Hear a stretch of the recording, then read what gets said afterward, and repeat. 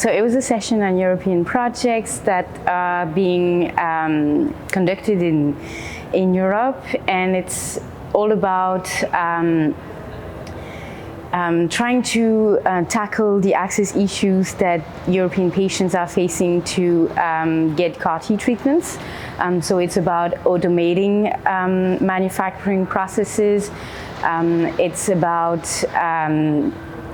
virtual twins to assess someone's eligibility or understanding what kind of chances or risks they have undertaking CAR-T.